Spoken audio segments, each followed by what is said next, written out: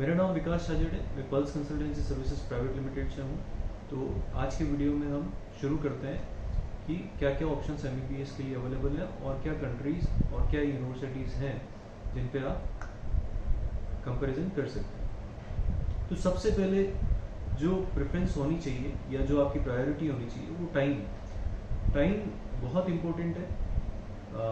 किस कंट्री में या किस यूनिवर्सिटी में कितना टाइम लगने वाला है आपके कोर्स को, वो आपको सबसे पहले आपको इसके बारे में जानकारी होनी चाहिए। जैसे इंडिया में MBBS के लिए जो ड्यूरेशन है वो 4.5 ईयर्स मतलब 4.5 साल और 1 साल की इंटर्नशिप, तो टोटल जो ड्यूरेशन है वो 5.5 साल है। इंडिया से बाहर जितनी भी कंट्रीज़ हैं या इंडिया के अलावा जितनी भी कंट्रीज़ हैं वहाँ पर 5.5 साल का कहीं पर भी कोर्स नहीं है, सब में 6 साल या 7 साल, मतलब 5 साल का कोर्स 1 साल की इंटर्नशिप 6 साल और 6 साल का कोर्स 1 साल की इंटर्नशिप 7 साल।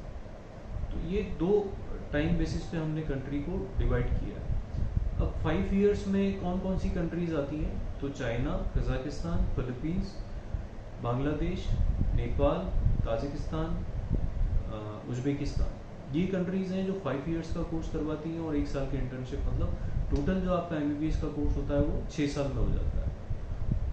6 ईयर्स की बात करें, 6+1 ईयर्स की बात करें तो उसमें Russia, Ukraine, Belarus, Armenia, Georgia, ये जो कंट्रीज़ हैं वो 6 साल का कोर्स है और 1 साल की इंटर्नशिप, मतलब टोटल जो आपका MBBS का ड्यूरेशन है वो 7 साल ड्यूरेशन होता है। 1 साल की इम्पोर्टेंस इसलिए होती है कि सपोज किसी स्टूडेंट ने 2019 में, 2018 में, 2020 में 12th पास की है, तो ऑब्वियसली उसका प्रेफरेंस रहता है कि मैं जल्दी से MBBS कर लूँ क्योंकि ऑलरेडी मेरा 2 साल का गैप हो चुका है। तो वो बच्चे 5 ईयर्स का कोर्स प्रेफर करते हैं और फिर भी जब जितना जल्दी MBBS का कोर्स हो रहा है उसमें करने में फ़ायदा ये है कि आपको MD के लिए प्रिपरेशन के लिए आपको टाइम मिल जाता है। सपोज MD आपका MBBS के साथ नहीं निकला, PG का एग्ज़ाम, तो आप 1 साल ड्रॉप लेंगे तो 1 साल तब आपके लिए काम आ जाता है। तो ये सबसे इम्पोर्टेंट फैक्टर है टाइम का, जिस पे आपको सोचना चाहिए। दूसरा फैक्टर होता है कि पढ़ाई कहाँ की अच्छी है, इंफ्रास्ट्रक्चर कहाँ का अच्छा है। जब हम इंडिया से बाहर जा ही रहे हैं तो कौन सी कंट्री इंडिया से बेटर है, बेटर इन सेंस पढ़ाई एकेडमिक वाइज, वहाँ की technology wise, infrastructure wise.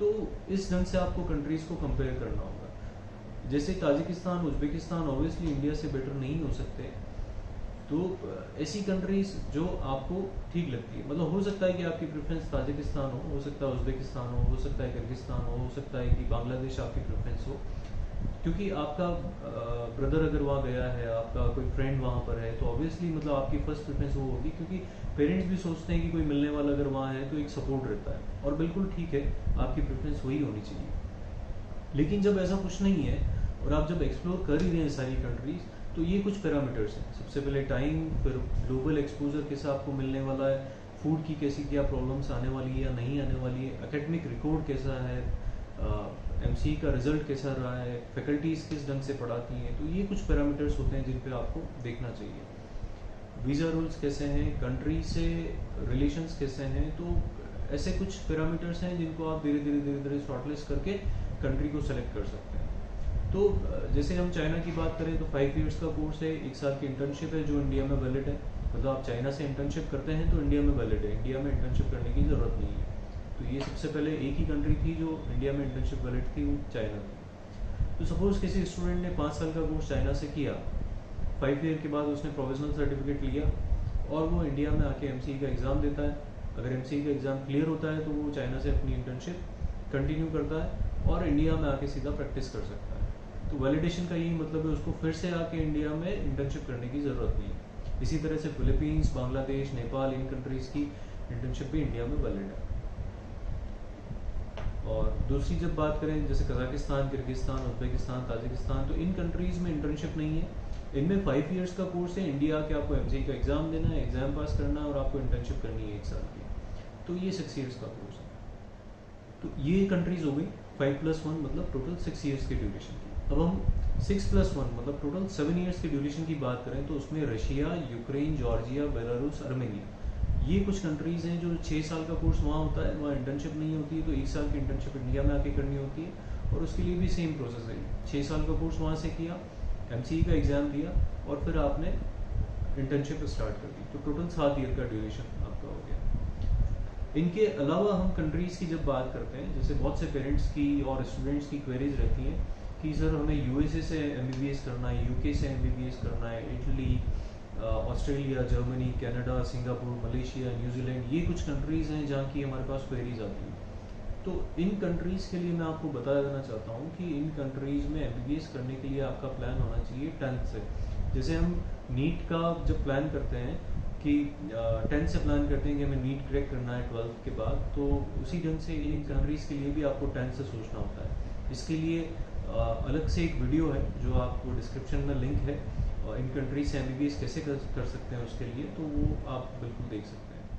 Comparison में जब हम बात करते हैं, अभी जैसे हमने बताया 5 ईयर 6 ईयर्स में, अब दूसरे कंपैरिजन में आता है कि कनेक्टिविटी कहाँ की अच्छी है। तो जैसे कजाकिस्तान की कनेक्टिविटी इंडिया से अच्छी है, चाइना की जैसे कनेक्टिंग फ्लाइट्स मिलती हैं, लेकिन कुछ सिटीज़ की चाइना से कनेक्टिविटी अच्छी है।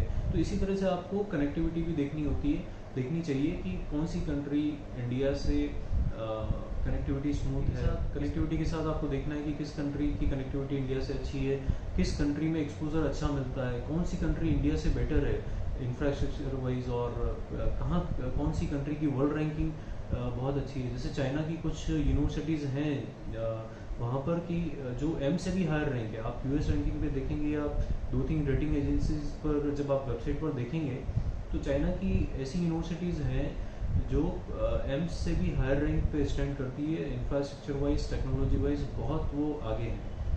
तो ऐसी कुछ कंट्रीज़ हैं। फिर आपको एक वेबोमेट्रिक्स करके वेबसाइट है जहाँ पे भी आप रैंकिंग देख सकते हैं, और जो मोस्टली बैंक प्रेफर करते हैं बैंक लोन के लिए, तो वो भी आप देख सकते हैं कि कौन सी कंट्री की रैंक बेटर आ रही है। मतलब 5000 के अगर अंदर है तो आपको बैंक लोन भी इजीली मिल सकता है। तो ये कुछ प्रेफरेंसेस आपकी होनी चाहिए कंट्री कंपैरिजन में।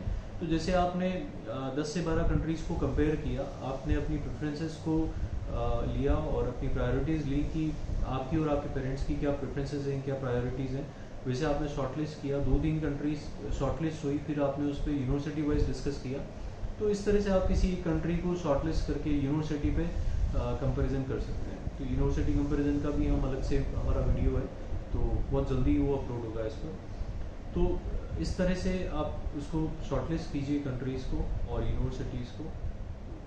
अब इन कंट्रीज़ में जो अभी हमने डिस्कस किया, इनमें कुछ एग्ज़ाम्स भी होते हैं।